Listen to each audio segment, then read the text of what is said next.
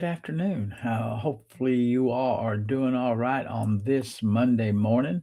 I am streaming to you live on three platforms, guys. You have reached Real Life and Law if you're looking in on the YT or the FB or maybe even the TT. Give me a shout out and let me know where you're listening from. We can talk about a lot of stuff today. There's a lot of things. The White House Correspondents' Dinner, we can talk about that. But mostly what I do here is try to talk about you and your life and the law. I am an attorney. Let me get this out of the way. I'm an attorney. I'm a certified substance use and addiction counselor. I've spent my entire career helping people get their rear ends out of a crack. And this show is your show.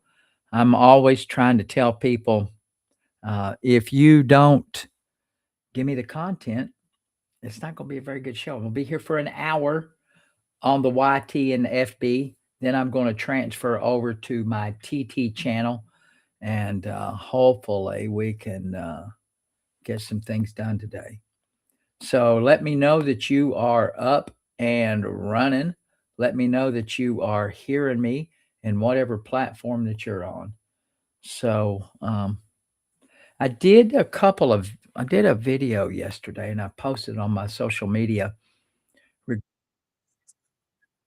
Good morning, Miss Tammy Joe is looking in on me, probably from TT. Thank you, guys. If you're coming in, let me know where you're watching. It's always important for me to know.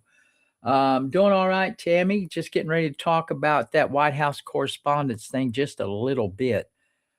Put a couple videos out there on that, and I'm going to follow it up today. It's unfortunate. This is the third time this president has been under attack, literally under attack. Whatever stripe you are, whatever persuasion you are, you've got to find that maybe a little bit disconcerting. What's up, Annetta, Virginia? All right, Springfield, Illinois, looking in. No matter what stripe you are, it's got to be disconcerting for you when you see that a lot of people, and most of these individuals that have launched a personal attack on the president, they're not mentally, it doesn't appear that they're mentally well. Uh, there's no other explanation for it. Um, it's not a second amendment. It's not a Second Amendment issue, it's a mental health issue, and I think we've got a mental health crisis in our country. We've had one for some time. But this issue with White House correspondence was not a staged event, and it bothers me more. I don't know what bothers me more, the fact that this person tried to do something like that, or that you see a lot of people and a lot of influencers that you see on social media are trying to say that it was a staged event. And when I was watching, I didn't watch the White House Correspondents' event. I generally don't watch that stuff. But when I realized what had happened, I did turn on various news sources to get at least their bird's eye view. I said, "Watch." I said, there's going to be a number of people who's gonna claim that this was a staged event, because that's what they did at Butler. You know, dude almost lost his head and literally, just inches away, from suffering the same fate that Mr. Kirk suffered, and people are saying that was staged, and that the golf course was staged, and just nuttiness. I think that troubles me probably a little bit more, that seemingly intelligent people are arriving at that conclusion with absolutely no facts, 0 facts to say. I mean, it was brand new, and people were saying it was staged, and I just think if you really believe that, there's only 2 ways that you would really believe that at this stage in the game. Number 1, you just really hate that man. You just really hate the president. Um, I think you're just, you hate him so bad that you will believe any cock and bull story that comes along. So I just think it's unfortunate. I actually Actually, what's up, Anna? Guys, let me know what platform you're watching me from. If you come on and you want to send a comment, thank you. Is what it is looking in on me. Just let me know what platform you're on. Yeah, yeah, Mr. Kirk's wife was there. Yeah, thank you, guys. So we'll talk about that. Mostly talk about you. Thank you, K Rob, for looking in on me at noon. Just so you know, K Rob, uh, I'm actually got Donna working on some other documents, and start I'm gonna start, uh, the, um, the grant. Gonna pick that up today. I've got some calls to make. Alright, guys. Thank you, fellas, for looking in. Let's talk about you, talk about your life, and maybe an issue that you have, and if it's a good issue, maybe I'll invite you up to call. K-Rob, the only RFP that I have, just so that you know, No, I have it. I have the full announcement. I have the full they don't actually really do an RFP. You don't have to request. This is not for those of you that don't know, I'm a grant writer, and I'm in the at the beginning stages of writing a grant that's due on the 14th. I do a lot of grant writing, and if you are a small business person, or maybe you're thinking about starting a business, grants are a good way to find yourself some federal funding. And a lot of times, you get a grant, you don't even have to pay it back, but uh, you don't have to request a proposal. But we've got the registry. I've got the full text of the grant, and I'll talk to you later about that. I'll call you and, if you wanna chat or whatever later, uh, I'll send that document to you. So, yeah, get that mug. Someone saw my mug in the background. I got a bunch of you can get that on a hoodie. My merchandise stuff is here on my link. You can find it anywhere on my social media. Get a mug. One of the more popular things I have is I've got a slogan that says you can't touch this without a warrant. Sometimes the ladies like that one. So, but guys, let's talk about you, your life, and the lost rap.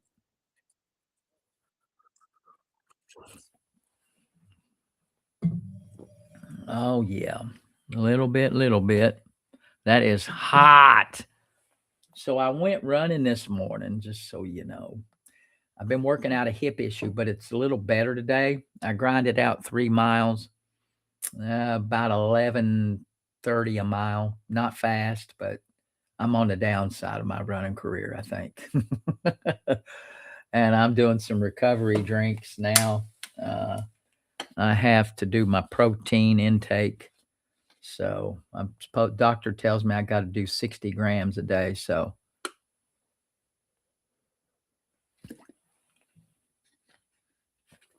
I'm in it for the long haul this morning, guys. Yeah, Charlie Kirk's wife. I'm just not a fan. I know that it bothers my wife when I say that.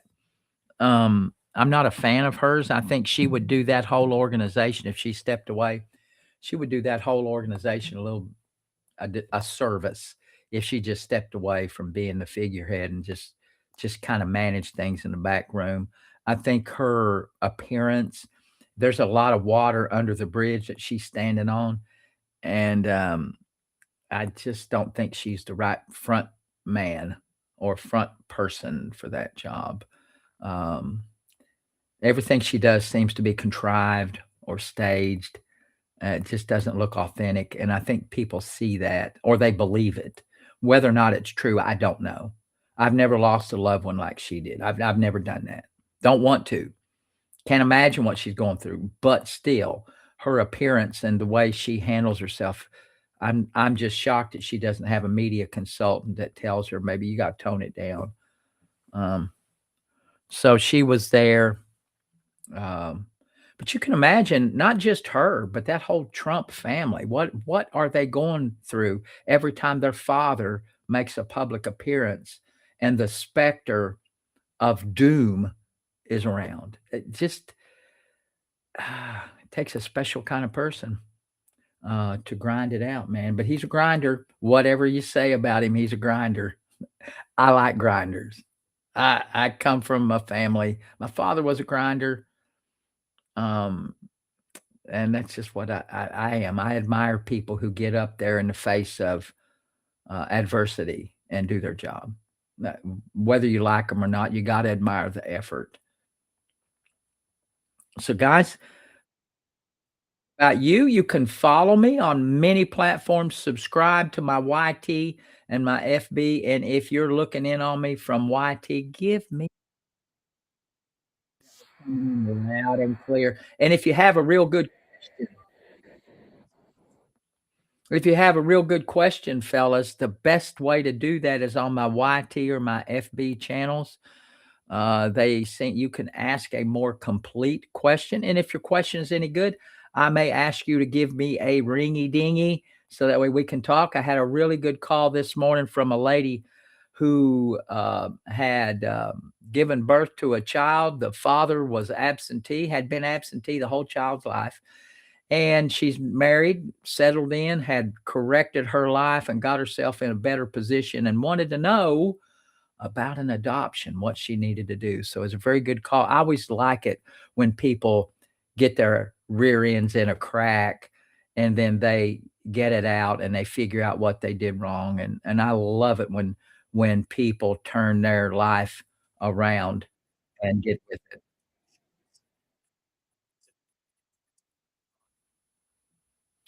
So just let me know, guys. Let's talk. Someone wants to know if I have any interesting Eric C. Kahn stories. No, I had I seen Eric in courtroom several times before he went to the pokey. He's doing federal lockup time. And it's a very sad story. His is. There's a number of movies, biopics about him. I would encourage you to look at the one from Netflix. Netflix did a really good job on his story.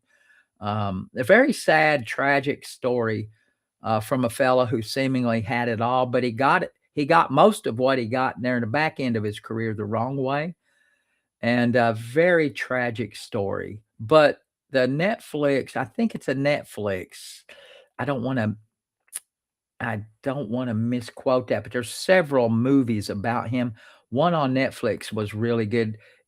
Actually, one of the ones that I'm highlighting, and I'm not sure which one it is, I've seen all of them, highlights the FBI agent who kinda took the bull by the horns and really dug in and investigated because the statute of limitations was about ready to run on his case. He had 2 weeks. They had 2 weeks and his statute of limitations was running, and there were a couple of ladies involved in his office that were not his office, but the department that helps administer the Social Security and SSI claims. They were whistleblowers, and they were not. I didn't like them in the movie. They were a little sore. I think they were sore because they didn't get recognized as a whistleblower, and no one in the office paid them any mind because they just kept yapping. And if you're in an office and you're surrounded by somebody just yapping all the time, it gets a little old. And I think these two ladies were just yapping. And finally, they got the attention of some FBI agent in Washington and a news reporter. A news reporter dug in, got the FBI involved. So the story kind of centered around them, and I thought it was a good one. Got a call. This is Eugene. Hello, Eugene. Yes, this is Eugene. Eugene, hi. This is Cody Campbell. I have no idea who you are, Cody. That was a robot. You can always tell these robots. I have no idea who Cody Campbell is. Sorry, Cody. Try again later. But it was a pretty good biopic. You might want to do yourself a favor and look at it. Eric Kahn was, for those of you who don't know, he is a Social Security lawyer. He gained prominence by trying to help people get their Social Security and wasn't, he did a lot of things that you shouldn't do. He had a, um, he had a doctor in his hip pocket. He had paid off a judge and a doctor, and he had a well-oiled machine. He was getting people Social Security that should not have gotten it. Then I'm talking about Social Security, I'm talking about their SSI. You get supplemental security income when you haven't paid in enough, when you haven't worked enough. Or if you've worked, you've done a lot of those under the table jobs. Under the table jobs is the worst thing to do if you plan on retiring the right way.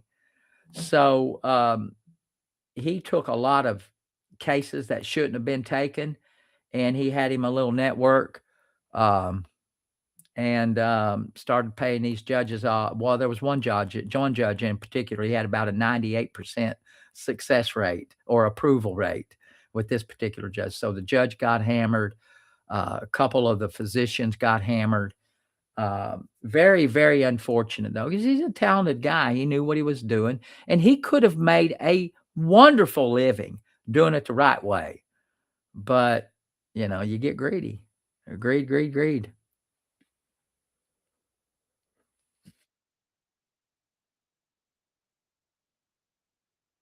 Someone once he was a crook. Someone someone in the chat wants to know if insurance companies wait to closer to trial to settle. Not really. If your case is good if your case is good, and if your lawyer has presented a good settlement package. And if there's no liability, it means if your case is good, there's no liability, you've got clear injuries, and the lawyer knows how to put together a good, convincing settlement package. And if the insurance is there, you should settle long before trial. In a lot of cases, you shouldn't even need to file an action. And by the way, I'll take this time to let you know if you're out there, if you have an automobile accident, I do those automobile accidents every day for 20%. If I am successful and I collect money for you, I only get 20%. Most lawyers are taking 40 and 50%. So put a little more money in your pocket. Give me a holler, send me an email. Do not send me an email unless you have a police report. 'Cause that just saves time. So that waiting closer to trial, no, if your case is good, you got a good skilled lawyer, you'll settle that thing. Well, over a year, that's about right. Over a year, maybe.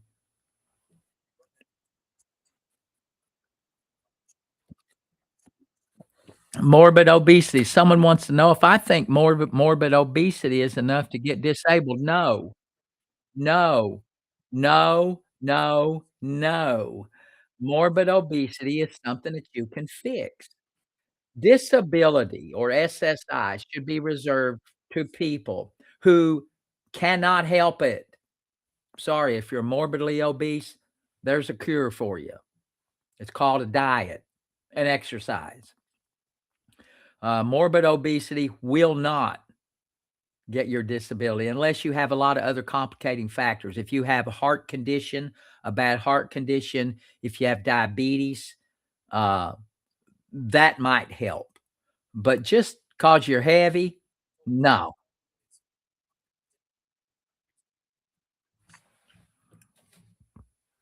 Guys, if you wanna ask a question, ask a good question, otherwise, I'm just gonna ignore the hell out of you.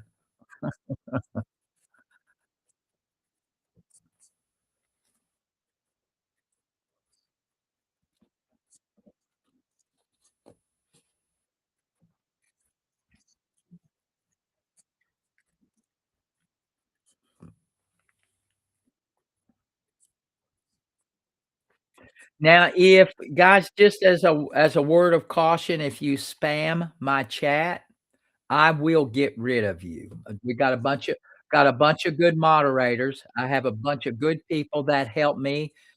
They got my back here, and if you send me a comment more than 3 times, you're gonna be out of here. I don't care how good it is. We're gonna put you in timeout, and, there you go. So,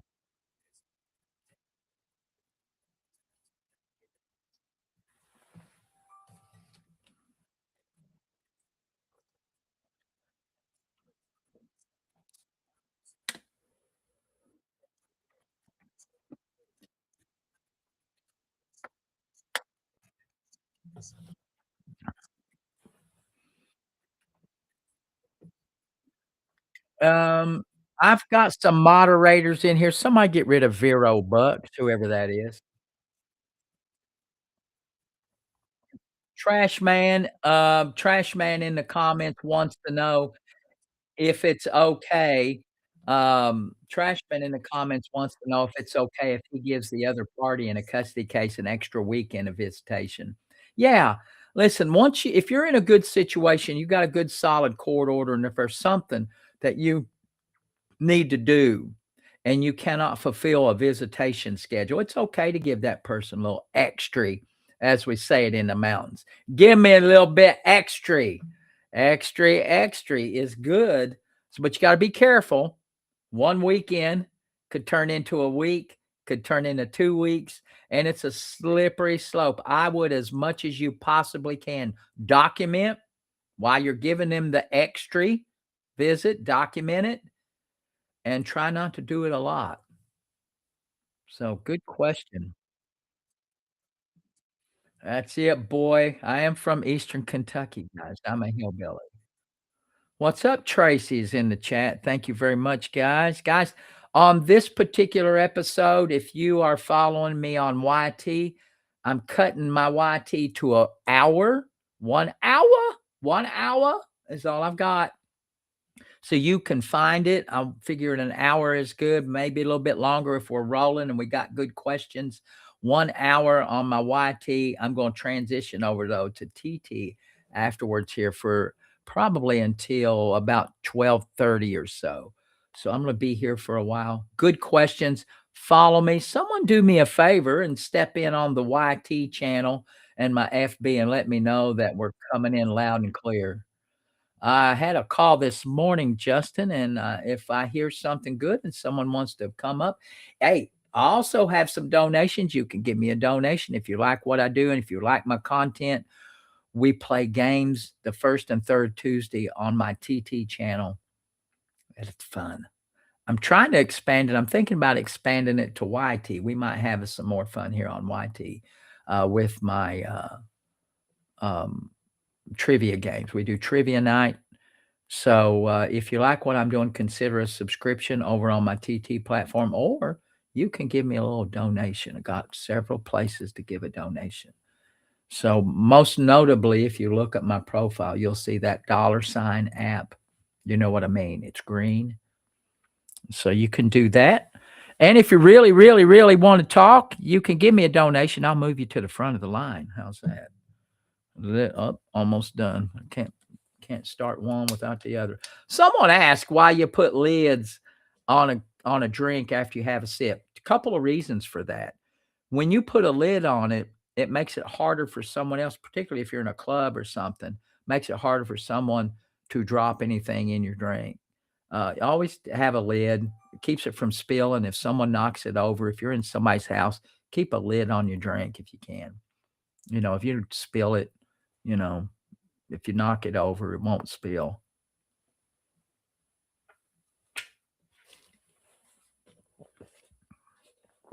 A lot of good reasons for that. So, and today I got me one more drink. I got a little protein drink.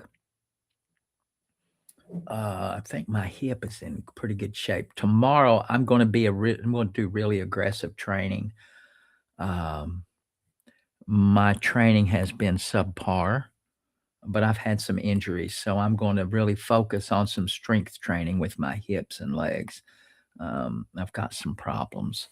Got to try to correct. Keith, I did 3.1. I wanted to do 4. Yes. There you go. K-Rob bringing the comment, K-Rob bringing the comment here, that's true. If you put a lid on it, and we have that here, if you're in the Texas area or if you're anywhere where we chaw a little backer, put a little bit of dip under your lip, keeps somebody from thinking it's a spit bottle. You know, hey, I have taken a drink of, you know, Ambeer in a old bottle. It's putting that stuff in a bottle and carrying it around is like the worst thing in the world. It's like the worst thing in the world. Ugh. I'd rather almost see someone puffing than spitting in a bottle. I know it's lunchtime, but oh my god. Yeah, K-Rob. Keith wants to know how my ran went. Thank you, Keith, for asking that question. Keith is a runner. If you're a runner, props to you guys. It's a grind. The older you get, you got to keep at it, man. I've got roughly 85,000 miles on my legs and feet since I was 13. Now, I say that sounds like a lot of miles, and in fact, it is. But there are people my age that are still knocking down 70 miles a week. I've had 2 kidney transplants and a lot of other health issues, and so I can't do the 60 miles. Right now, I was at about 25 miles a week until I tried some new shoes and I jacked up my foot, and now I've got a hip problem that generated around that. Um, and so it felt better today after I ran, but I'm going to do a lot more intensive elliptical training work and supplement maybe once or twice a week with a little bit of road run just to keep myself in condition for a 5K. But you can actually on an elliptical or a bike, if you're a biker, a stationary bike, which I hate stationary bikes, but you can get enough good cardio on those machines to service you if you are if you like these 5Ks. And if you're not, if you're just like a novice runner, these 5Ks are a lot of fun. It's great community. You see people. When we were younger, me and my wife, when we were first married and our kids were little, now, so I'm gonna tell you 2 things on this. We didn't have a lot of money. We were poor. Growing up, we were eligible for food stamps and stuff and when the kids were tiny. And one of the things we liked doing back in the day in the '80s, late part of the '70s, early '80s, and the mid '80s, in fact, every community had a 5K. Almost every Saturday, March to September, you could count that there was a race somewhere within 15, 20 miles, a little tiny community 5K. That was back in the day when they gave actual ga and there would always be food, you know, and it was unhealthy food. Now you go to these races and they have nice healthy spreads. Oh, back in the day here in the mountains, boy, you're gonna get you some chicken, some tater salad, some macaroni salad. So what we would do, we didn't have no much money, but we had a little bit of gas money. We had a gas card. Our first credit card was a Discover card, and we used it for gas. And so if we had nothing else, we had that damn gas card and we'd drive around. But anyway, on Saturdays, we'd drive around. We'd go and get into these little community races because the kids could eat. And that was a Saturday. I would go run, kids would eat, we would eat, and it was good times, good community. And you see a lot of the same people, and you develop a little reputation as a runner, and it's fun. And I've been doing this, back in the day until I had my first kidney transplant. I was knocking down 60, 70 miles a week. After my first kidney transplant, I got down to about 30 to 40 miles. And now I've got some issues, and now I'm down to 20 miles, 25. But I do have my elliptical trainer, and it's a wonderful piece of machinery. It's it's a love-hate relation. Who dey gonna beat them Bengals. We had a pretty good draft, I think. I'm excited. But now, boy, I am a Reds fan and a Bengals fan. I know don't want any haters here in the comments, but the Reds are smoking. We're smoking. So, guys, let's talk about you. you know a little bit about me, you can always look at my bio, find out what I'm about. Someone let me know on the YT or the FB. I see the FB. It looks like I had a comment here, although I don't know. Looks like I did have a comment. It didn't come through for some reason. I do not know why, but it should have come through. I have no idea why it did not come through. It should have. So, guys, thank you very much. Thank you, thank you, thank you.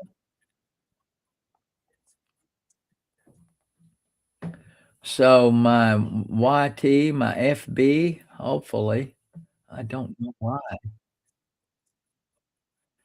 Yeah, Renee, so it's working. I didn't get the daggone comment for some reason. I don't know why, but that's okay, guys. We'll plow through and see what is happening. It should be working, but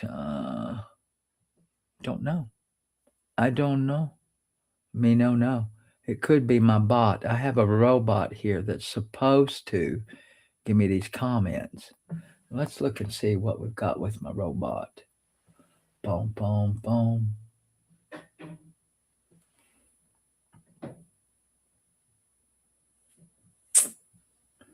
It should be working. Oh, I bet I know now why. I know now, but I probably can't fix it right now on the fly.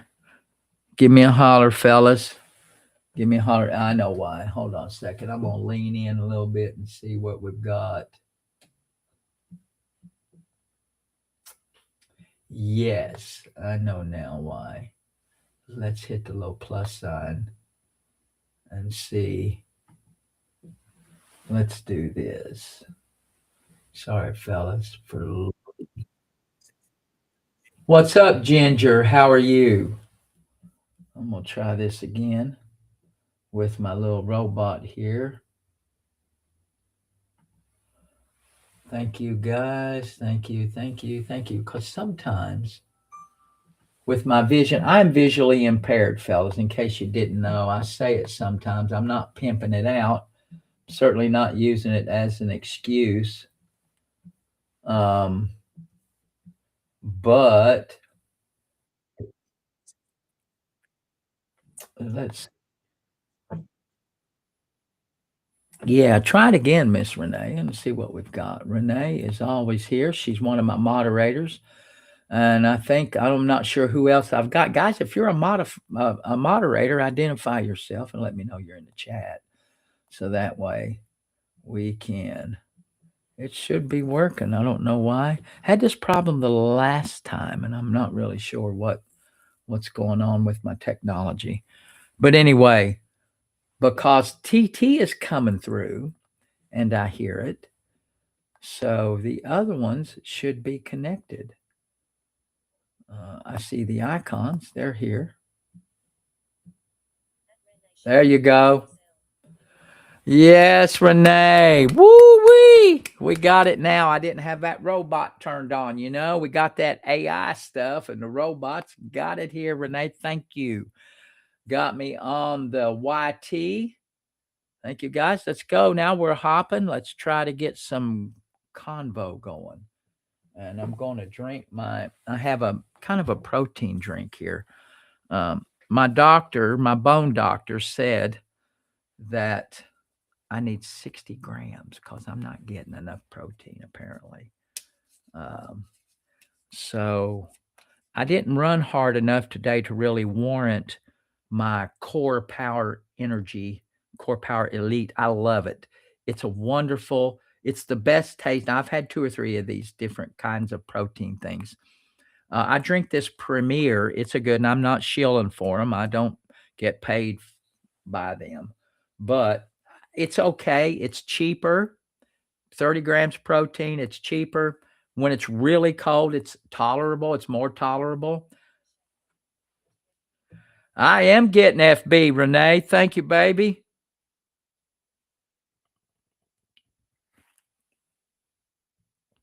So these things are a little bit chalky. I haven't tried the chocolate. Now, my wife likes the chocolate ones too, but she likes these caramel over ice. I don't really like anything over ice, really. except maybe tea, a little bit of soda. I don't drink as much soda anymore. I've cut my soda. I'm trying to cut my weight.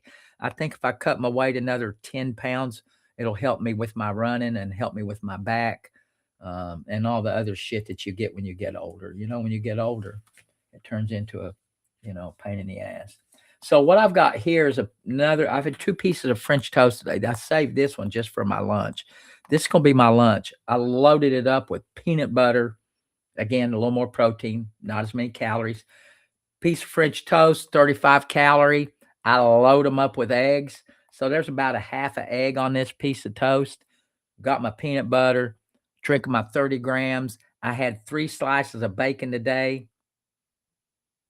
So we've got it going on today. Got my protein down. Now, this is tough when I take a bite. If y'all ask me a question, it's going to take me a minute.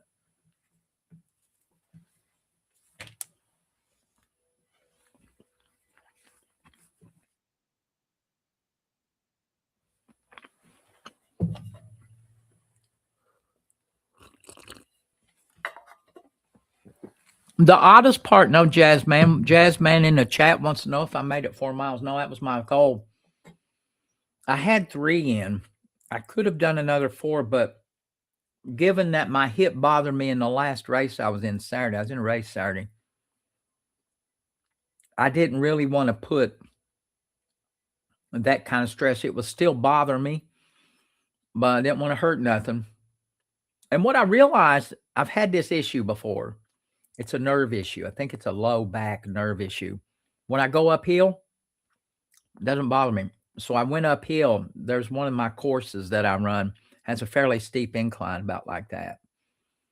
And it doesn't bother me when I go uphill. That's what lets me think it's probably a back, something wrong with my low back, because I've had it before. And I just have to let that nerve calm down. And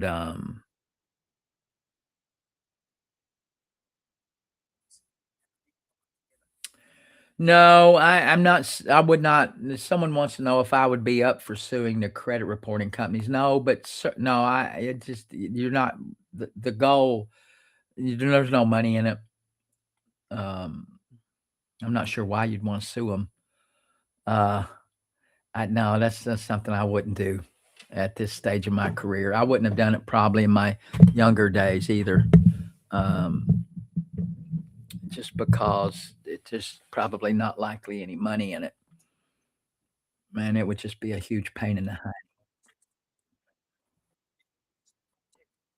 Sean, I know Sean in the chat wants to know if I got his text. Sean, you're not probably going to believe this. I haven't looked at my phone today. When I was running, it was going off, and I don't like to look when I'm running. I'm trying to do that. I don't look up, but I will. I'm getting out of here. I'm going to be off of this platform. I'm going to be off of my platform in about another hour. So I've got about another hour here. And then I'm going to address all those issues. I know the issue you've got. I'll holler at you, and we'll get that done today. I've got a couple calls. I have to get me an inhaler first. I don't like running without an inhaler. It's not good for me. I have exercise-induced asthma. You hear me talk about all my ailments. I'm not really falling apart, but as you get older, you got to take care of stuff.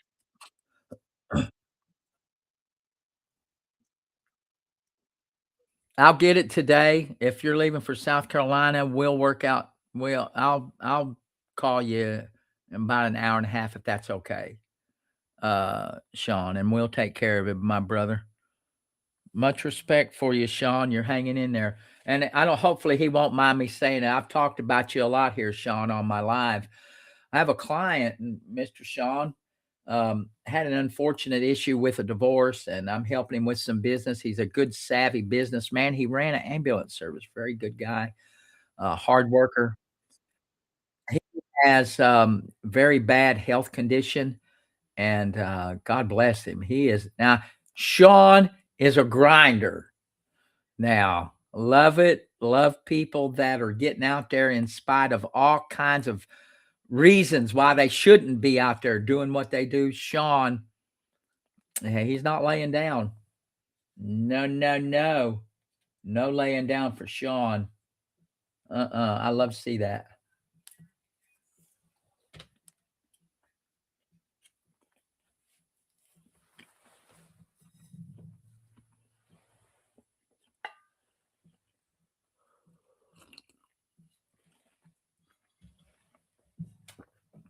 Love seeing it. Man, Nick, someone wants to know what's on my agenda. I've got some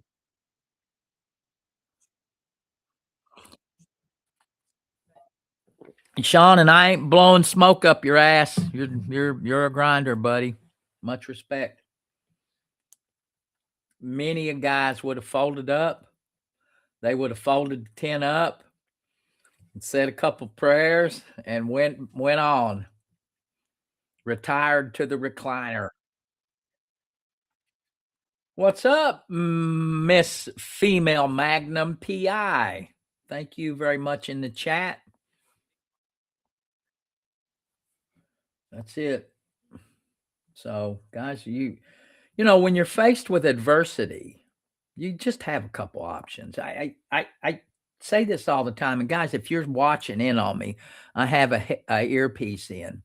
I don't keep both of them in because I only have part of my ear here left, and it don't stay on. So most often I'll have this one side in. Most of the people, there's only a couple of things you can do when you have a problem. You can confront it head on. You can get you a plan and confront it, or you can cave and run from it. Um, and what separates successful people from those who are not is the ability to stand up in the face of overwhelming odds, get you a plan, and power through. That's what separates the people that do from the people that do not. I'm a person that does. I like it. It's like, and you got to break things down into those two. It's just very simple. It's very simple. It's figuring out what the problem is, developing a plan, and then work your plan. Or not. You can back up and you can recede, and I promise you it won't get better, and you'll feel worse.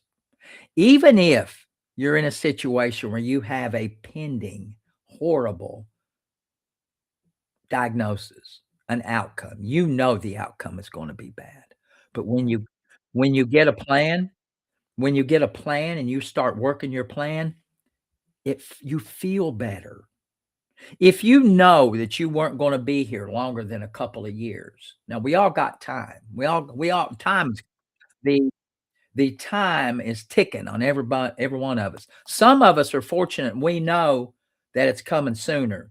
But when you get on a plan and start working your plan, you feel better. Whether or not you are better, psychologically, you feel better because you are trying to do something. Doing something is better than doing nothing. I've managed many people over the course of my work life, and that is what I say. Doing something is almost always better than doing nothing. Almost always. And I just believe that. And if you're faced with pending doom, get a plan and work your plan, and you're always going to feel better. You psychologically, you're so it's just that's just a philosophy I have. And I work a lot with young people. And you know, and this is the thing, I run a grant program. And in that grant program, a lot of times I have young people, chaperones that I monitor and mentor high school kids. I hired a bunch of college kids to monitor and mentor high school kids. A lot of the high school kids were disadvantaged. They were very poor, like I was, and no one around them was successful. their goal for life was most of the time do what their mom and daddy does, is sit on the couch and draw a check. Very talented kids, but they had no vision because no one around them had any vision. And so I hired these young kids to mentor them and to help them along in their high school career. And oftentimes I would tell these young kids, I said, you know, oftentimes doing something makes you feel better. If you come upon a small brush fire, and this is the story I would say to them, if you walk upon a brush fire and it's small, put your damn foot on it. Do something. Don't just look at it and say, well, I wonder what I got to do. Who should I call? If it's a small brush fire, put your damn foot on it. Spread some water on it. Problem solved. But what happens is when people see these small brush fires in their life, they don't address them. They don't put their foot on it, and it gets worse. Inactivity oftentimes leads to a bigger problem. It's hard to get people to understand that. Just do something. And so if you're particularly if you have a health issue, get you a plan and work your plan and you'll feel better. And it consumes your day. Gives you something to do other than sit around and play the pity party. Playing pity party is not productive. Never. It's never productive.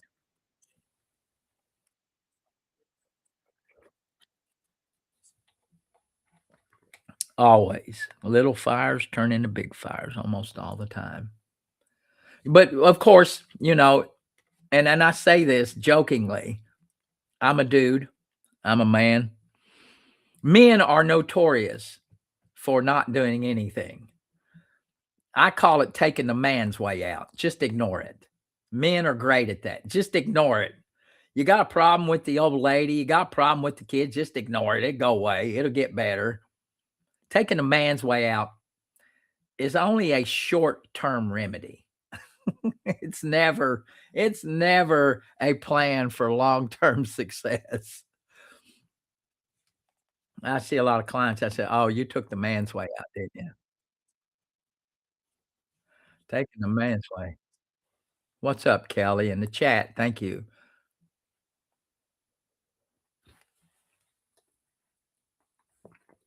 Guys, let's talk, let's talk, let's talk. But that's one of the things I guess you learn with age, AGE. So this is my lunch, fellas. So I'm gonna have another bite.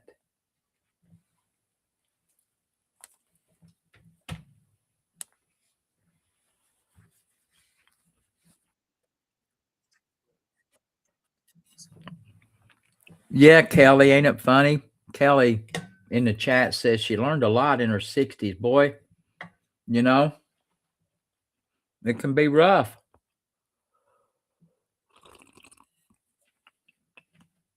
And I know y'all don't like that slurping noise. I'm sorry. I'm trying not to do it.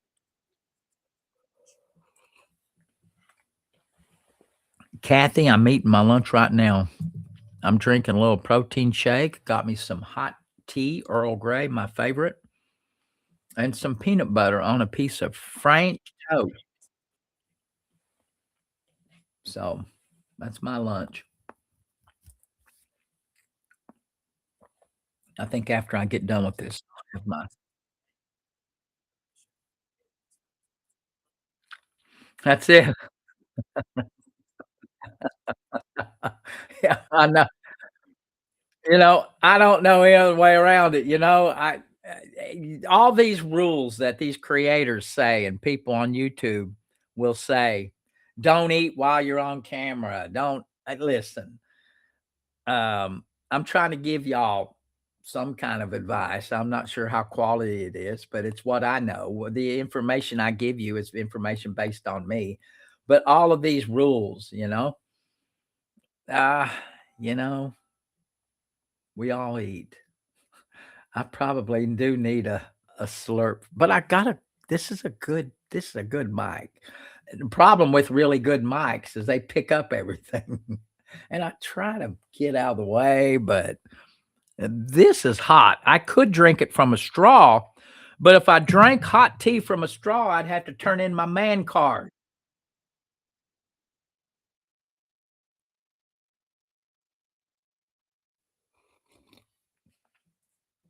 Well, I don't do this if it's cold. This is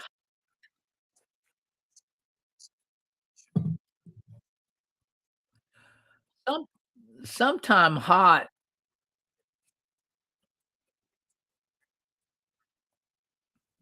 Nick in the chat wants to know, is it okay that you can put a fence in your backyard? Most of the time, I know Florida changed their rules on HOAs. I've had some extensive experience with Florida HOAs. Some of the people that are the in the on the board of my HOA are not very um, appreciative of the work that I've done in researching HOAs. But since I own my home in this HOA in Florida, they're gonna have to kiss my hiney on a lot of stuff because most and a lot of other states are adopting the thought that an HOA cannot govern what is in your backyard. They can't govern a fence, they can't govern a shelter, a structure, no matter what it is. Most HOAs even say now, if you have advertisements, some of these HOAs don't want you to have advertisement in your front yard. Like if you're on a truck or you have your own home business and you're advertising your business. No, no, no. Can't do that. You have a right to enjoy your property. You're paying for it. So a lot of these rules that they have, eh, a lot of states are really busting back on these HOAs. And so I'm happy to educate our HOA, and I've already started doing that. So we had a little run in with our dog was barking, and they sent me a nasty letter.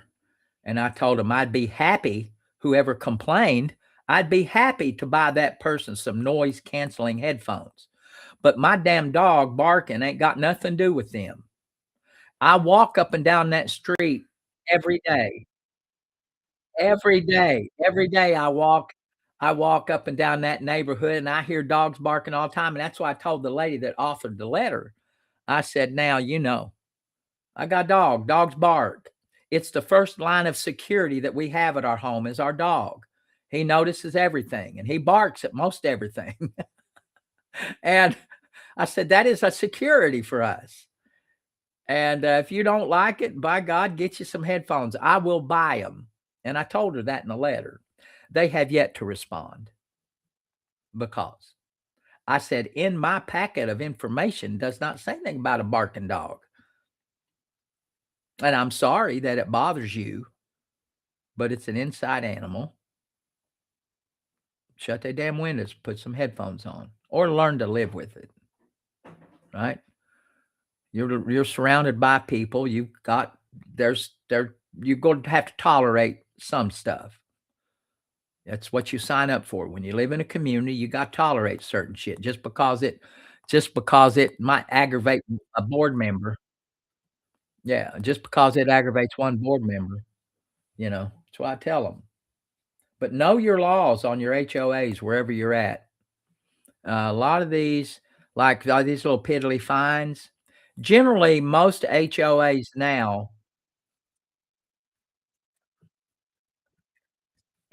in Florida, the HOAs now are are having tough time collecting on HOA fees and fines, particularly those little piddly fines for the grass being too high or something.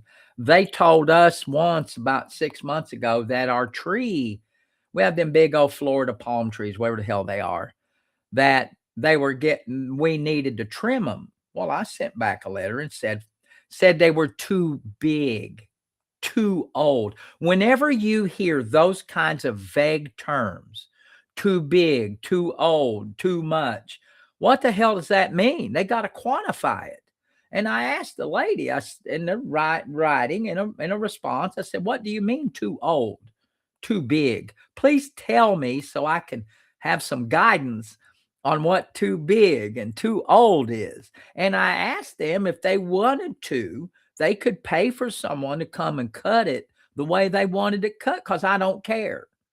I don't care if my leaves are too big on my palm trees. I don't give two shits about my leaves being big. I got other things to worry about. But now, if and I told the lady, if you cared a whole lot and you want to fix it, come on. You put out a few bucks, send some tree guy out here to cut the damn things. That's the way I roll. And again, I never got a response. So I guess it's okay. Because I don't care. Like too big, too old, too much. You got to give me some direction. If you want me to fix something, you got to tell me what the parameters is. I got to have rules, guidelines. Don't just tell me my damn dog's barking too much because I don't know what too much is. Don't tell me my leaves are too big because I don't know what too big is. So, you know, every time you hear those kind of terms, you always want to fire back with, give me, be specific, please. Because the law disfavors ambiguity. The law don't like ambiguity, and that's a good way to get a rule thrown out or a law thrown out or a law challenged. We have that here a lot of times with a lot of our laws about threatening, making threatening things. A lot of times those laws are very vague and they can be challenged easy enough. Whenever you tell somebody too much, too loud, you know, vagueness, the law does not like vagueness. So you approach it that way. What's How are you? I actually ran for HOA something, and I think I got elected, but what happened was, um, the HOA person didn't have our HOA dues that we had mailed out. So until we were proper with our HOA dues, I was ineligible. So I sent back a letter. I said, I did. I said, we canceled check, but that was a way for them probably to exclude me from that board. I'll fix them next time though. So, you know, that's something for me to dick around with.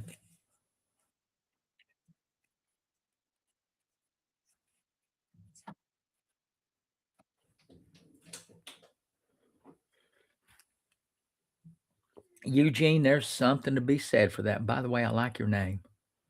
There's something to be said for peeing in your backyard. Just going out in the nature. There's something to be said for that.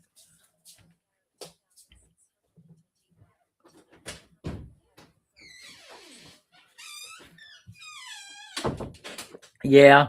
Someone in the chat mentioned, I got some longtime viewers here. We have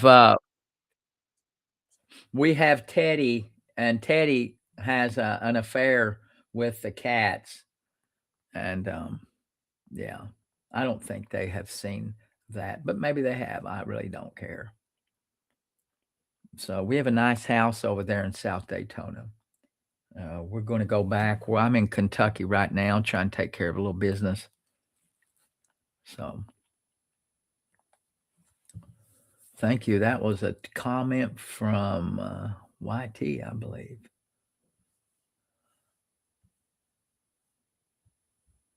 Thank you, guys.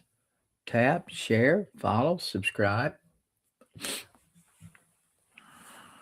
And if you like what I do, guys, try to find a way to support. Someone had mentioned about my mug up here. You can see my mug right there. You can get that on t-shirt. You can get it on t-shirts, you can get it on a hat, you can get it on a hoodie. It's a little bit too late for hoodie weather, but still, a lot of people like to wear these hoodies out even in the summertime. I never understood that. But good material, good quality stuff. And then I have 4 books on my go to my link. You can see the books. I've got 4 books. One on how to deal with debt collectors. One on how to write a grant. I'm a grant writer. I've been doing it since I wrote my first grant in 1986. and I've been writing them ever since. I've written over $20 million worth of grants, and when I say that, that is an absolute so, um, I've got a book on addiction and recovery. I am a certified addiction counselor. I'm a certified family court mediator also. I've done a lot of counseling, and, so take a look at them. That's a good way to support if you like what I'm doing. If you like what I'm throwing down, guys, I still haven't heard anything worth anybody wants to, ask a question, that's what I'm here for, asking and answering questions, and I just got a follower. Thank you very much. Guys, if you just hit that follow button, let me know where you're from. If you're brand new and you're scrolling through and you're not sure who I am, you can look at my background here. I am an attorney, but I'm more than an attorney. I'm a counselor, I'm an entrepreneur, I've done a lot of stuff. Mostly what I do is help people get their rear ends out of a crack. Because if you live long enough, it's gonna happen whether you want it to or not. And you don't know how many people that will say to me, "I hope I never need a lawyer." Well, I hope you never do either, but the fact is, sooner or later, you will need a lawyer. Wills, when it gets time for you to do a will and you get time to go on the great beyond, before that time, you should get yourself a will or a trust or talk to somebody who can help you avoid those things and show you how to take care of your assets before you depart. You and sometimes you get dragged into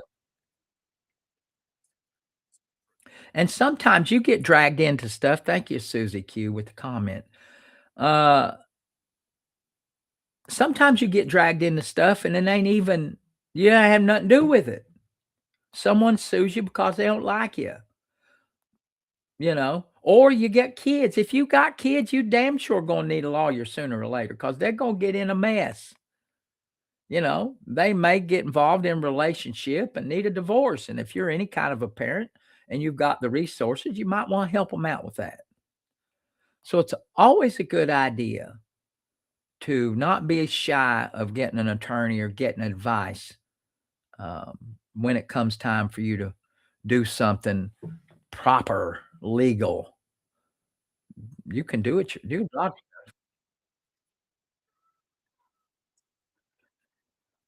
Yeah, lawyers can do their own work, but you shouldn't. I don't even do my own legal work. I've got a medical malpractice case. I've got a medical malpractice case on my ear. I hired a lawyer. I've got a business issue that I hired a lawyer for because I don't want to be jacking around with it. I got other things to do. And the lawyers that I hire know that I don't never go to a lawyer unless I think I got a good case because I know how to put together a case. And I've hired 3 lawyers to help me handle stuff that will eventually turn into money. And, I don't worry about it. I hire good people. Every now and then, I'll send out a text. I say, "Hey, what's the status? Where are we at?"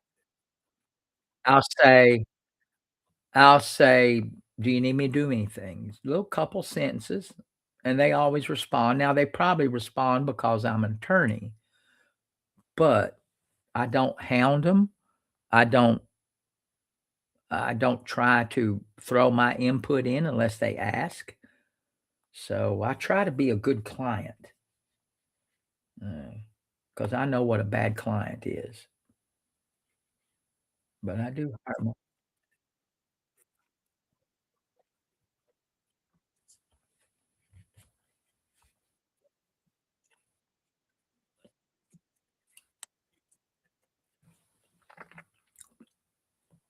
If I found a wallet and I turn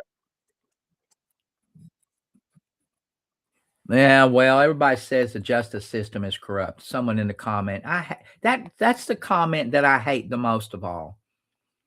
It's not corrupt. To be corrupt, and I'm gonna say this. Someone asked me about the wallet again. Remind me. Um, the system isn't corrupt. There are in there are inept people in the system. There are lazy people. There are poorly trained people. But when you say corrupt, what you think is happening is that these people get together and develop some kind of cabal to get you, to specifically screw you. People don't think about you all the time. They don't. They don't care about you. They're not staying up at night thinking about you and your case and how they can screw you. Most of the time, when you say there's corruption, there's just incompetence. That's all. That's all. They ain't said you ain't important enough. I ain't important enough. And damn, I'm important. I'm important, in case you haven't figured it out. But I ain't important enough for two or three people to get together and develop some kind of corruption. No, it's incompetence mostly. But people like to build up for whatever reason. They like to build up their case. Oh, I remember they got it against me. Blah, blah, blah. What's the motive? Ask yourself. Why would these people risk their reputation, risk their credentials, risk their job for you? No, no, it ain't corruption. It's ineptitude, incompetence. That's what it is mostly. But you go ahead and call it corruption. Makes you feel better, don't it? Someone asked about a wallet. Wants to know in the chat that if I found a wallet and I turned it in, and then someone claims that I had stole some cash from it. First off, I'd tell them to kiss my ass. That's what I'd do, because I would say if I want,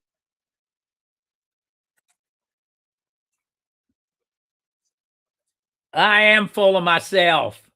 Go ahead. And if you can't see that I'm joking, I don't want you watching. Don't watch.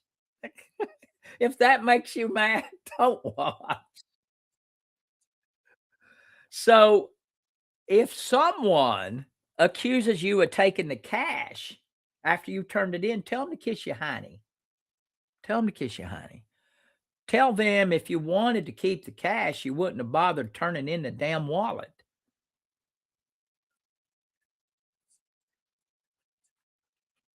Yeah, just let that sink in for them, and then just don't engage. Don't. Don't get into a big tussle because it's not productive. If they think you stole money, let them think you stole money, and cut that person out of your life. Cut them out of your life. They ain't no count. If you turned it in and they're blaming you for turning it in, yeah, that's a crazy person right there. That's crazy. Crazy, crazy. Used to have respect for me. I am hurt. I just I'm disappointed someone thinks that I they've lost respect for me. But now they know because I said it out loud. I think I'm special. Oh my god. The people that come on here and say stuff. I used to like you, but now I don't. And you just told it. You told the truth. You're full of yourself. I know stuff, right? I'm smarter than the average person, but that doesn't know law. Now I'm a dummy when it comes to math. I'm a dummy. I'm a dummy when it comes to electrical stuff. I'm a dummy. I don't know electricity. I know enough to stay away from it. I don't know anything about plumbing. I don't know anything about the old school cars. I could wrench on them a little bit before I lost my vision. But I'm a dummy. I'm a dummy in a lot of stuff. But I'm smart in a lot of stuff that I know. I know how to help people get the honey out of a crack because I've done it. I've had my ass in a crack. So I'm not the smartest fella in the world, but there is nobody that will outwork me. Nobody. So if I lost your respect, gosh damn it, I'm sorry. But I can't help you. If that's what you think, I ain't trying to change your mind.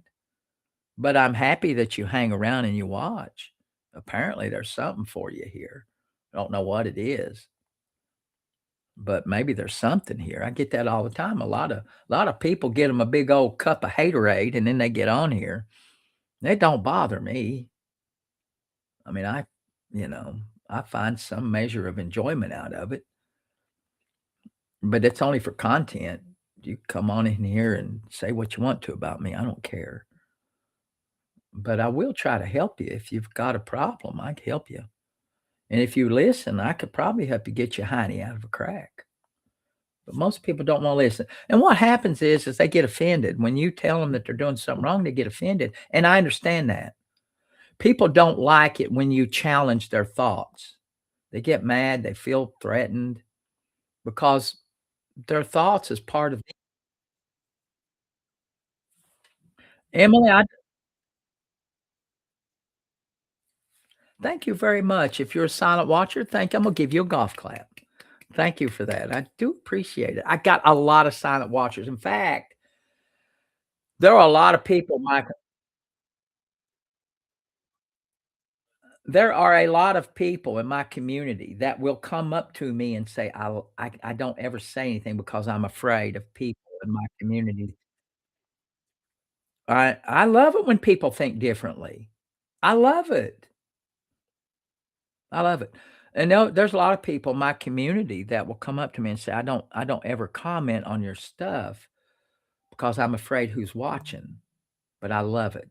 I said, well, thank you. That means a lot. If you see me out in public, come by and say hi. I love it. Tickles me to death. I get embarrassed. I get embarrassed when people recognize me in public. I really honestly get embarrassed. Uh, but I appreciate it. And it's fun, but some people won't tell me they watch because they're afraid. And I was there. I've been there. In my 30s, I was climbing a ladder. I was grinding it. And I worked a job that I was respectful of the boss. I didn't run my mouth about things that I wanted to run my mouth off, the workings of the company, the college. I worked at a university, it used to be a college, and they did shit all the time that used to bother me. And I would run my mouth and my boss, wonderful guy, I've known him since I was 13. He says, we gotta tamp that down a little bit because, they could kick us out of here. We ran a grant program, made a lot of money. I said, okay, just for his respect. I never run my mouth. I was never so happy to leave that job because then nobody signs my damn check today. And do you understand how good that makes you feel? If you put yourself in a position where nobody signs your check, you work a job, you develop an idea, you create something, you're working for yourself. That is just such a wonderful feeling when nobody writes your check. Nobody. And when I got started working for myself, I went to law school and I started figuring out how things worked and busted my ass, created some avenues for people, created some avenues for myself. And when nobody starts writing my check, it's a pretty liberating feeling. But I understand when you're working for somebody keeping your mouth shut. You got to. I mean, I have no problem with that. Um, if the only people that run their mouth are people that can afford to run their mouth. And if you can't afford it, or if you're afraid of it, I understand that. Not everybody's built the way uh, to handle that. It's a special kind of talent. It's a special kind of talent. Some people born with it. Some people have to cultivate it.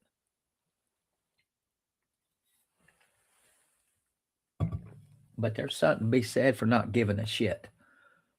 But you don't do that if you have a family.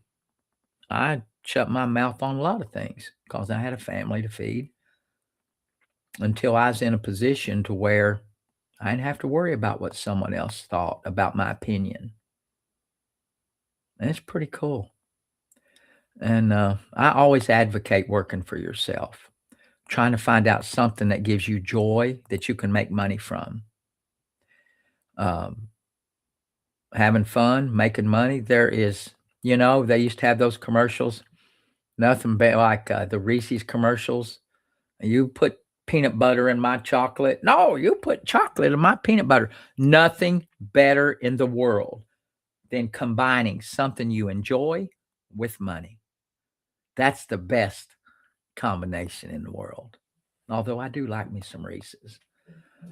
Every now and then, I like me a little Reese's. So, nothing better. I've got a book on here, How to Make Millions Writing Grants. Get it.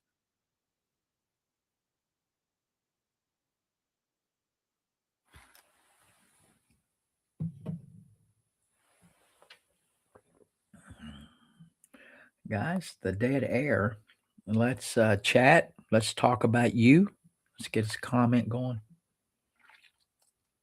I think I've answered all the questions that came through. The last one was about the wallet. Yeah, the audacity of some people.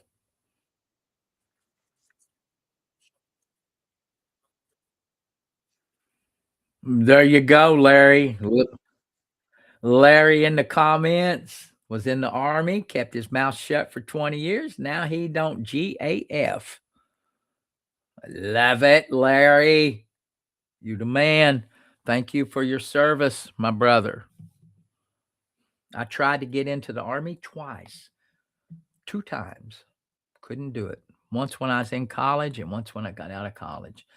They wouldn't take me because of my vision. They came to my house. I took the ASVAB and everything. They came to my house, interviewed me.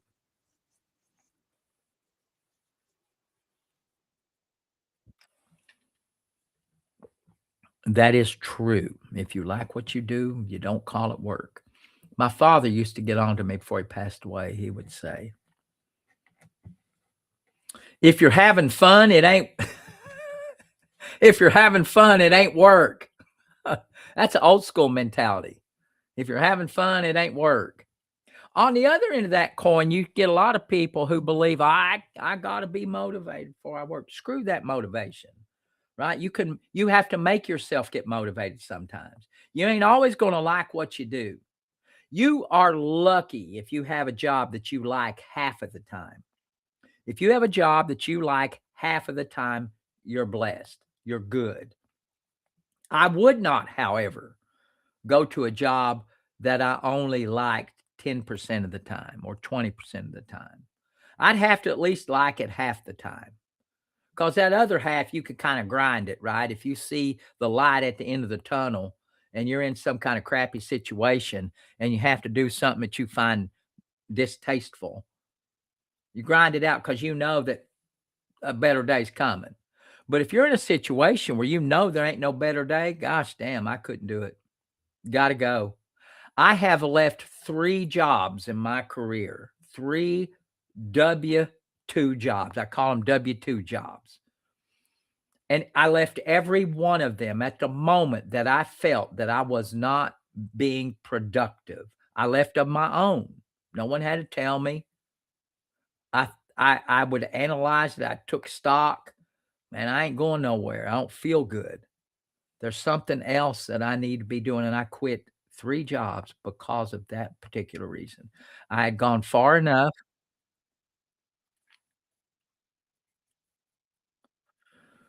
Um, I just didn't feel fulfilled, and I quit every job that way, and I always landed on my feet. But you never quit a job until you have another place to go. Big mistake, unless you absolutely can't avoid it. You should always have a decent place to land when you quit a job, especially if you got a family. Sometimes having a family means you're gonna eat some crap, and sometimes you're gonna have to eat a lot of it. But if you got a family, that's your primary obligation. Make sure your family's took care of. You got an obligation, and it ain't always gonna be fun. But I hate it when I see people who are in situations that are just, where they don't have any control and they have a lot of responsibility. That's the worst kind of job to have, where you have a lot of responsibility, but no control to effectuate a good solid plan. If, you're always being dumped on and you hate your job, you hate going to your work every day, God almighty, that makes me sad when I hear people, and I see a lot of people like that. They hate it. It's sad. Um, but, look around. It's why you always sharpen your skills, even when you're at a job you hate. In fact, if you're at a job you hate, the best thing you can do is look around that company and continue to grow as a person, sharpen your skills.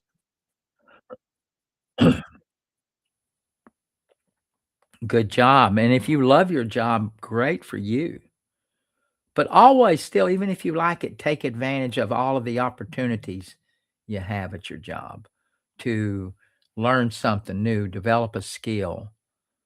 Uh, because it's always useful. Skills are always transferable. If it's good, solid skills, they're always transferable, in my humble opinion.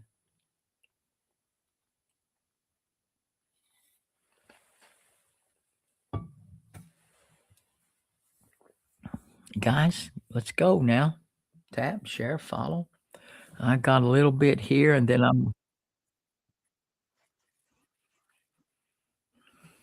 well, trash man, no, you got you, and even if you don't think you got a skill, trash man here is a long time viewer and listener. Says he has no skills. He says he works on the back of a garbage truck, and I believe him. Um, but you've got skills. You've learned that job. If you've been on it long enough and you're smart enough, and you probably are, I believe that you are. You look around the way the company is run. Move up in management, maybe. But a lot of people don't like management, so that's always an option. Look around in that, uh, look around in that job market.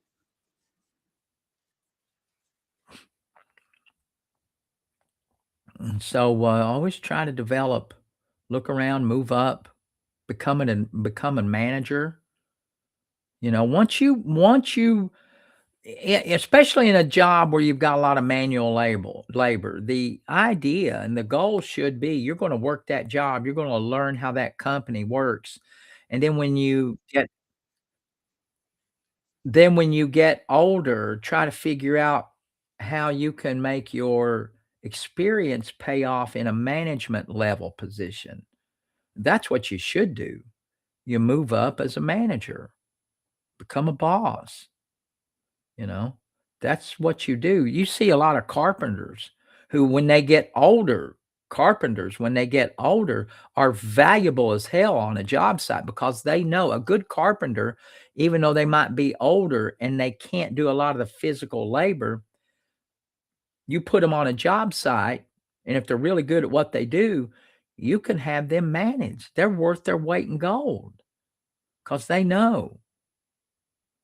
So um, there's always room in an industry or maybe even a small company to move up, unless it's like a really small family company. I don't advise working in a family company unless you're one of the family because your ceiling isn't there. If you work in a family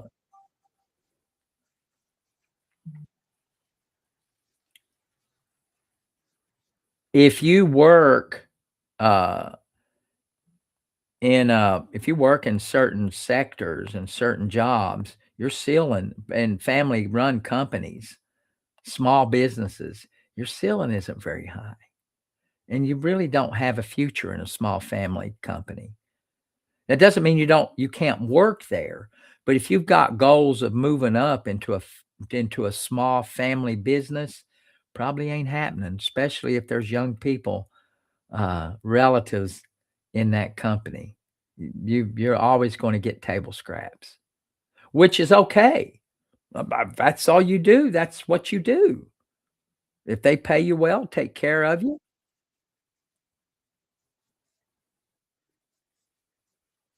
that that's it, K-Rob. And I don't know if there's anything wrong with that. K-Rob in the chat said you have to work harder, and that's absolutely true. One of the things I learned is that, and K-Rob mentioned this, and I've learned this, and I learned it by coaching baseball, little league, baseball, and all kinds of kids, sports where your kids are involved. If you've got a kid that might not, I always tell this to my kids because you see it when they were little, you see it a lot. A lot of the people, and I'm not saying this is any kind of mean way, but this is the way the world works. You get people on these little tiny, that are heads of these boards, little league boards and associations. A lot of them have money, they have influence, they have a little bit of power, at least in that little organization. And when it comes to selection of these teams, a lot of times, that nepotism will give you a leg up.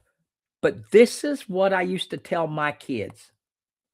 It is your job to make it embarrassing for those people that make those selections. You have to put in the work. You have to work harder. You can't miss a practice. You can't miss a game. You have to make those people embarrassed for not taking you. When you do that, you're gonna have a leg up even on the person that's related to somebody. But you have to make it embarrassing to them. That was a piece I learned that with my son. Good baseball player, had a great arm, had a great bat, had a good glove, but he was slow as Christmas. You his coach even said, "We have to time him with a sundial," which I thought was actually quite funny because my son was slow. But what I told him was getting ready for all-star competition. I said, "You have to make them embarrassed not to take you." At that time, I wasn't anybody in the community.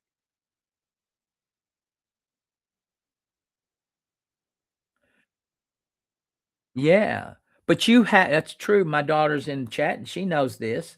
I told them all the same thing. You have to make them embarrassed not to take you, and all my kids were really good, and we didn't have any social standing, no money, and,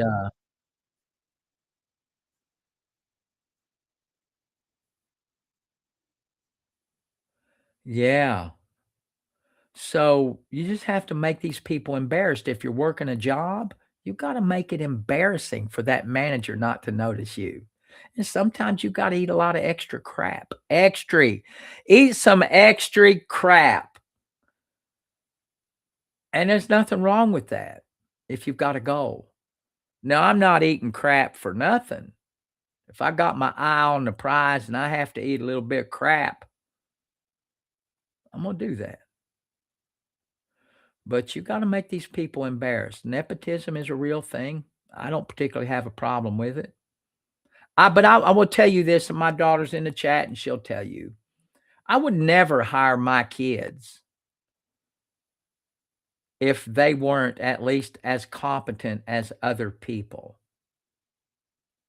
And I have fired one of my kids from jobs. Maybe this job ain't for you. And sometimes that's the way it is. It ain't for you. Sometimes it ain't that it ain't the it's not the it's not that you're a bad person. Yeah, I had to let my daughter go once on a couple of jobs actually. But, her head it just wasn't right for her. It wasn't that you're a bad employee. It's not that you're a bad employee, it's just that that job might not be right. And, you know, so that's the way you look at it. Just that was a wrong job. It wasn't right for you. You didn't have the skills necessary, and that's okay. You gotta learn the skills. And that's what you do when you're young. You move on. Sometimes things ain't right for you, and sometimes you might get fired for what you think is no reason. But if you're really good at what you do, people are gonna notice you. But and sometimes in small companies, to get back to what to to get back to what K-Rob said, you have to make it embarrassing for them. You have to work more than the minimum. And, you know, um, and I don't think I've told this story. This is a great example. You see in the media over the past few years quietly quitting when you're working a job and you quietly quit, or you're at a job and the boss texts you after work and you get all indignant. What the hell is that guy texting me for? It's quit time. It's 5 o'clock. I'm gonna tell you, if you got that attitude, and if it's in a small or a medium-sized company, you ain't going nowhere. If that boss asks you to stay 35 minutes late, 30 minutes, 15 minutes late, and you look at him and say, I got something else to do. When it comes time to get cut, you're gonna get cut. When it comes time to get a promotion, you ain't getting it because they're gonna remember that. I had a young lady once, and she was a marvelous worker. Wonderful. Loved her. She could type. She could type I would say next to my wife. Now, my wife used to be really fast. Uh, we don't do when you get older, you don't do those skills. But boy, this I think she could do somewhere around 130, 140 words a minute. I mean, she would burn that keyboard up. And she was wonderful. She was cute. I had her out at my front door. She was great with clients. She had a good sense of humor. And I always paid my employees through lunch. Always paid them through lunch. I didn't care if they stayed at the office. I didn't care if they left. I always inside zone, that's a comment I'm gonna get back to in a minute because I like that comment. But anyway, this young lady, I had something that had to be mailed, um, at the end of the day. So I go out front where she was sitting. I said, "Hey, can you can you take this piece of mail? I need it done. I need it mailed." And if you're not watching, if you're listening, her response was this.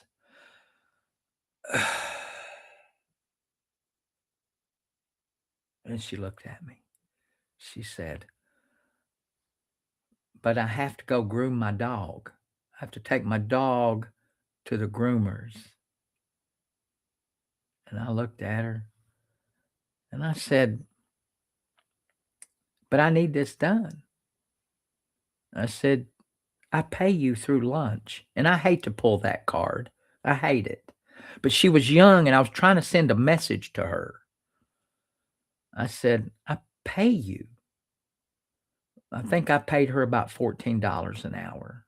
This was back 10 years ago. I always paid my office people fairly good, way above minimum wage.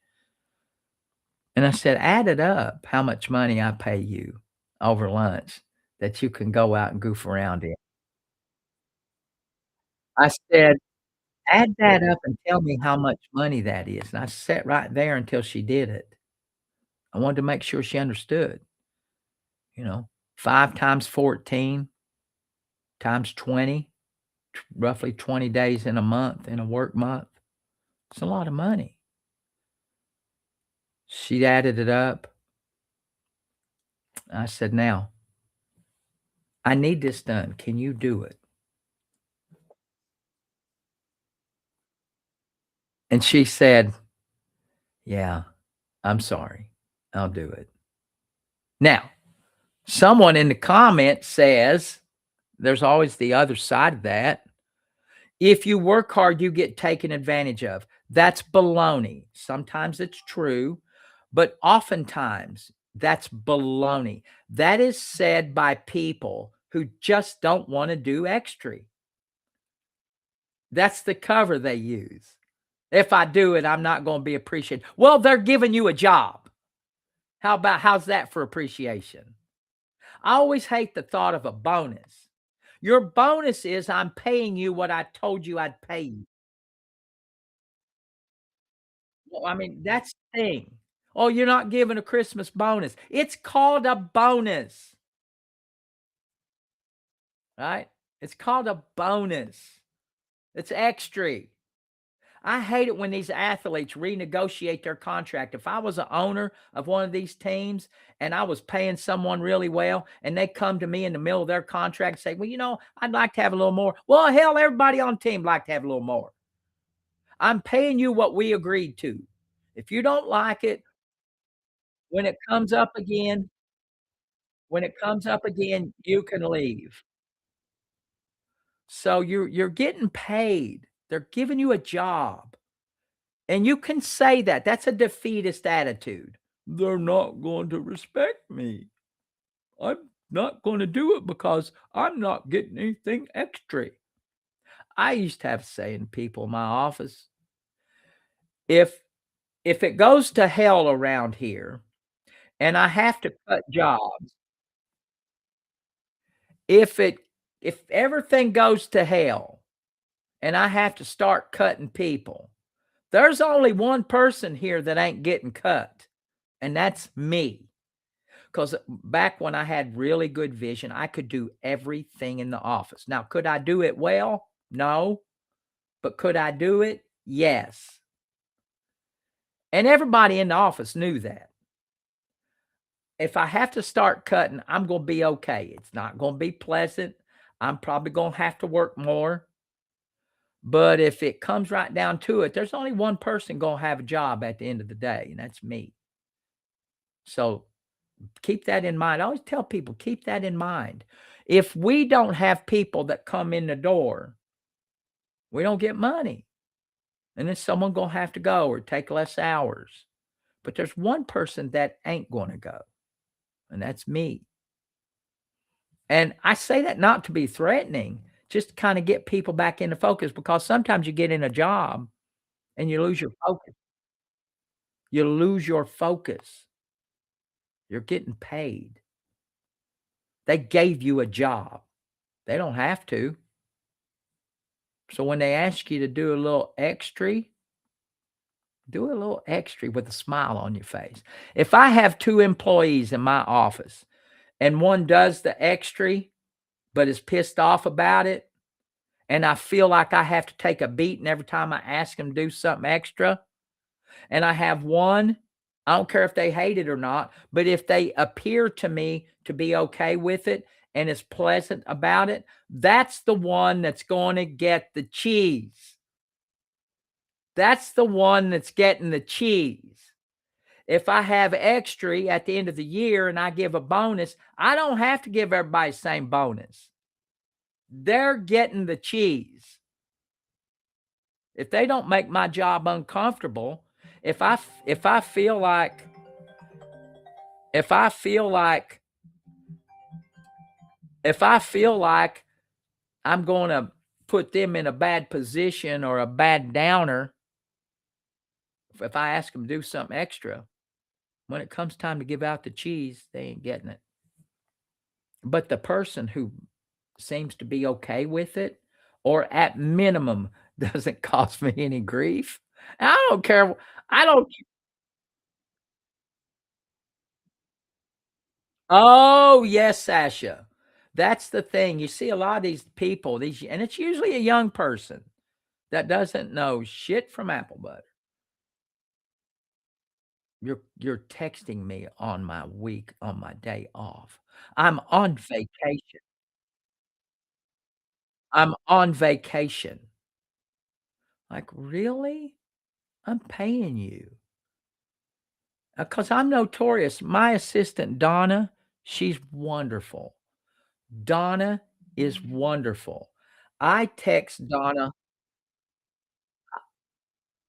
I text Donna, my assistant, all the time. I text people that work for me all the time. And I'll usually say, if it's like 11 o'clock at night, I don't want you to do anything on this right now, but I'm doing it so I don't forget. I'll send a memo. I'll send a text. I'll say, just because I thought about it. Here, this is what I need to be done.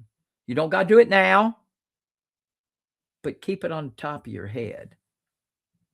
That's the way I work, you know? And if someone told me that this is my day off, I'd fire them. In a half a minute, I'd fire them. Now, they might think it, and I don't care what you think, but just don't say it and try to be pleasant because I can tell if you're unpleasant. And if you're unpleasant when I ask you to do something, you ain't gonna be working long because I can't do that in my office. When I had an office and went to office every day, I don't tolerate I wanna be comfortable.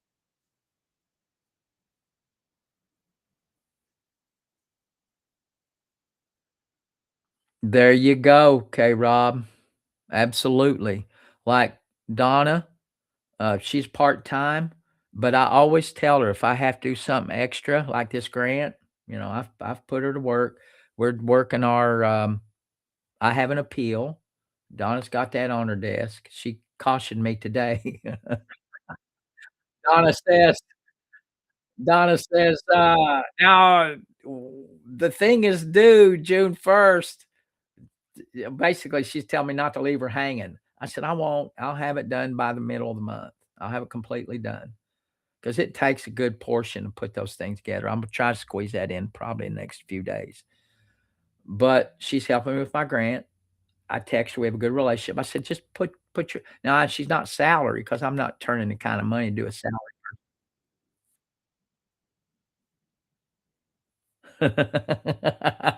Yeah. So I've got it, but she keeps it up. She calls me. If she thinks of something, she'll send me a text, she'll send me an email because she knows how I am. And I'm not a bad if I had 2 or 3 more people like Donna, I'd really never have to work except keep them up. So, she know I give Donna bonuses, yeah. Mostly whenever I have a personal injury case settle, oh, I take care of her. So, um, I don't she's not salaried, but I pay her and I say, "Keep your time." Anytime you work on something, keep your time. And, so we have a good relationship. And you have people like that in your office, they're invaluable. And, and I don't want someone telling me I'm on vacation. Now I try to be respectful of that, but I go most of my week and not know what day it is. I got big dates in my head, I try to keep those up on top of my brain. But it's good. Work ethic is one of those things, man, that, you can train yourself, but mostly just if you're working a job, keep your mouth shut, do your job, try to do it with a smile on your face because that's a big deal. If you act like you enjoy your job, you are always gonna get the benefit of extra hours, extra money, always. I mean, because people notice that. It's amazing how people are tone deaf on that issue.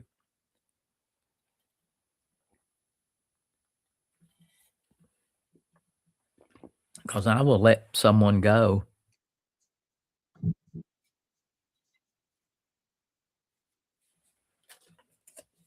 Right now, I've scaled back a lot of my office staff. So I used to have 3 or 4 people that helped do some of the things that I do. Now I have 2, if you don't count my wife. Now my wife's very good at what I know she knows what I do. Uh, Anna, Elizabeth, uh, Allie to a lesser degree, but she's got her own shit. I try not to ask her to do anything. Now we're getting ready to write this grant, so I'm gonna ask her to do a section of it. Once I get it, I'm writing a grant. It's a $1.3 million grant. It's a good grant. I missed it by about 2 points last time. So I'm gonna try to, we're doing using some AI tools, hopefully. Anna says she's down, K-Rob, by the way, if you're listening, maybe the next day or so. I know you're moved in. Hopefully you moved in, you're getting settled. I'd like to this week get together, you, me, and her, and however we need to do it, um, and try to truly plan, uh, try to do and plan this so that way we can kinda at least hammer out. I need I need a frame. I'd like to have this thing framed, just send it if we can get together and get me a document that I can punch up and make it my own, because that's the thing AI won't do. It'll give you a good skeleton, but when it comes to these grants, these readers, it's real human readers.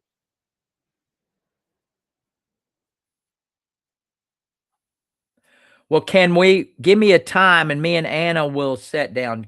Shoot me a time, K Rob, and the next couple of days. I think we've got enough information to put this in and generate a good document. Because my last grant was really good, but they've changed that daggone thing a lot. But the functionality of the grant's the same.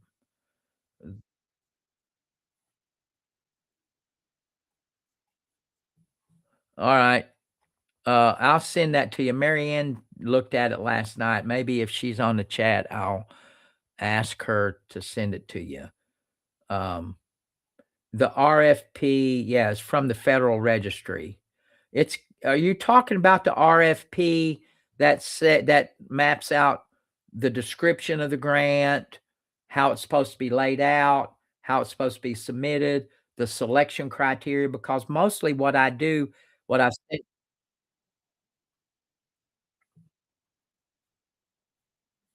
Well, let's do what 4 o'clock be better or 3:30? Because I want to get this. Well, let's do 3:30. Well, I think I can do 3:30 tomorrow. I hate to impose on somebody else. Ask Anna what she's looking like, and we'll meet over in the office maybe for about an hour and a half. It shouldn't take long. All right. What send it to Anna, and then we'll carve out the time to get this done because it won't take long. I just looking for us to put in all we need, play around with it a little bit, brainstorm. I would like to have a document that I can work with by Thursday.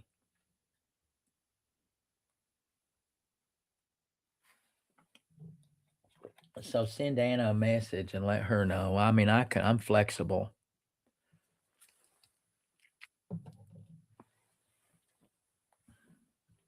Maybe spend an hour.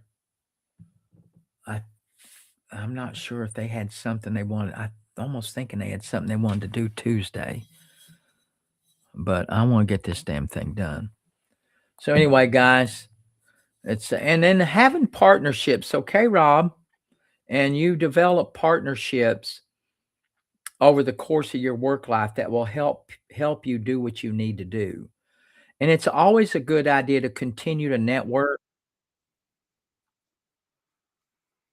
What time is the dinner? I thought that's what it was.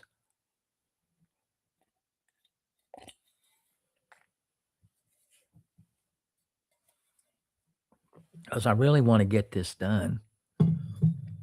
And we could use Mr. K Rob's expertise since this is new. We're trying out, those of you who don't know, and I'll tell you in the chat or if you're looking or listening, writing a grant.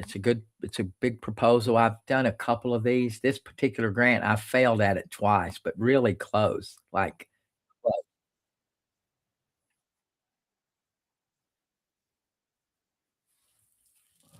All right. So it looks like that might not be. Can we do Wednesday? I guess K Rob, if we can do Wednesday, let's schedule. If you can do Wednesday, we'll hang. Well, let's do Wednesday. Let's make it a date since everybody's on here. We'll make it a Wednesday. And by that time, I'll send you a longer text or I'll maybe even call you here and let you know. I'm not sure what you mean by RFP. Well, no, that's work out. If your mom wants to do dinner, whatever it is, tell your mommy.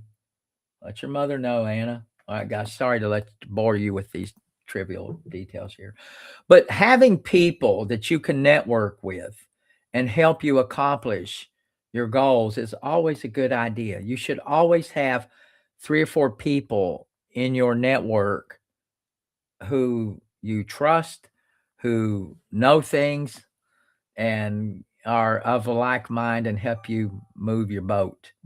It's all about getting people together that have different skills.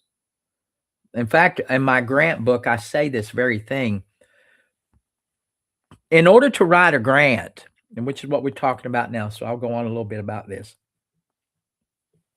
In order to write a grant proposal, to get someone to give you money, which is really what a grant is. Endowments have grants. The government has grants. I specialize in government funding. State, local agencies have funding, they have money. So, what you want to do when you get ready to write a proposal is develop a team. You really only need, you can do it yourself. I wrote my first 3 grants mostly by myself. Me and my wife did a lot of the work early on. You have 3 skills. You need to be able to read about on the 8th grade level. If you can pick up and read a newspaper and understand it, you're good. If you can write a complete sentence, it don't have to be Faulkner or James Joyce or even Ernest Hemingway, which I love.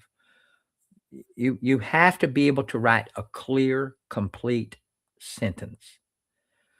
Um, that's all. If you can write a good, cogent thought, if you can read on the 8th grade level, and if you can follow instructions, and I mean tedious instructions, if you have the patience to do those 3 things, then you can write a grant.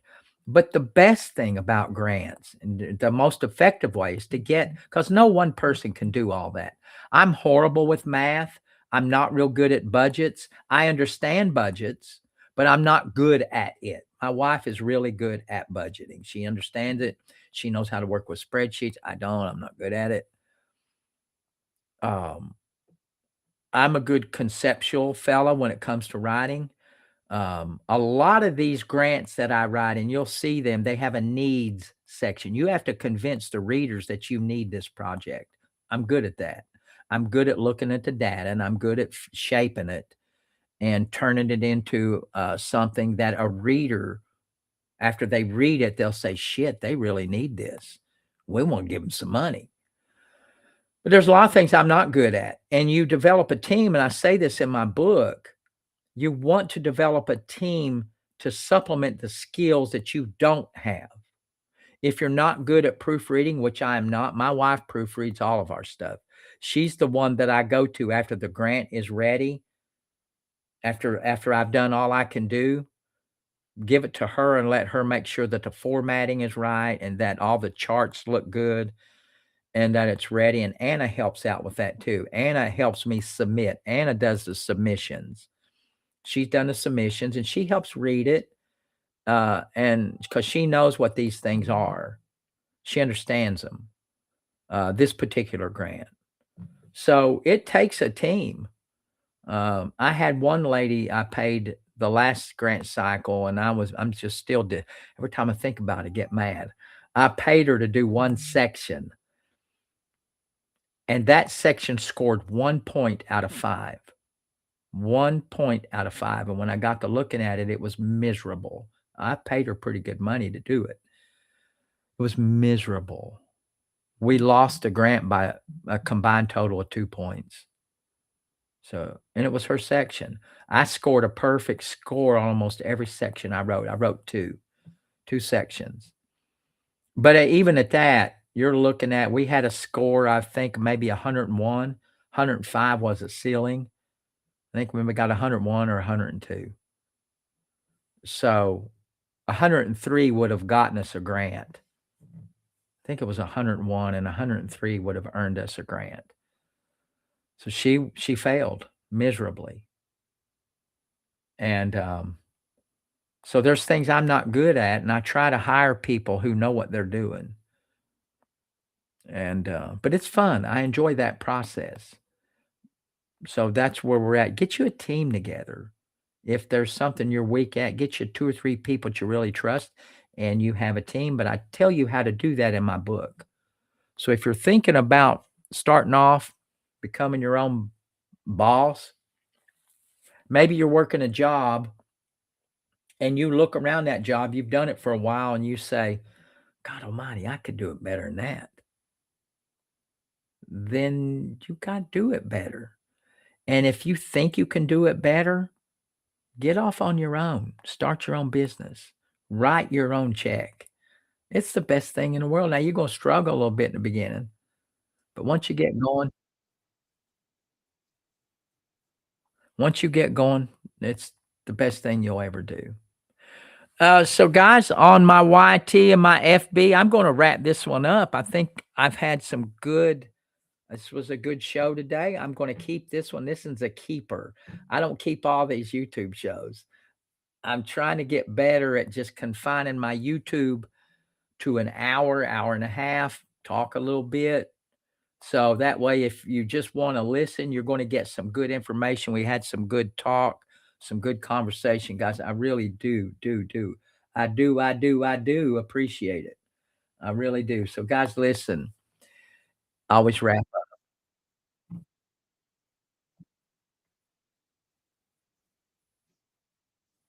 Oh, good job, K Rob. The trauma proposal. Yeah, good job. Good job. Ours are usually, well, you see, I think I sent you the grant. It's about a 70-page document, 65 or 70. I haven't looked at it in a while. I just sent it to you yesterday, I think. So, guys, listen, if life and law, I'm going to stay on the TT channel for a little bit. I'm going to make some calls. Y'all can just hang out with me if you want to. If life and law collide, uh, hold on a second. If life and law collide, and that's exactly, those are very valuable. It's a very valuable skill. Reading, analyzing it, looking at what the requirements are. That's a very valuable skill. So, guys, if life and law collide in your world, you don't know what to do, you don't have anywhere to go, got a couple of options for you. You can book a call on my link. You can always see that. Or, right, what else can you do? People in the chat know this. Book a call, give me a holler. That's it. Give me a holler, give me a follower. Book a call, guys. Thank you very much, and I will see you. Thank you, Beverly from FB. I'm going to go on my TT channel, guys. So I'm going to sign off here, guys. Thank you very much. I'll be back Wednesday.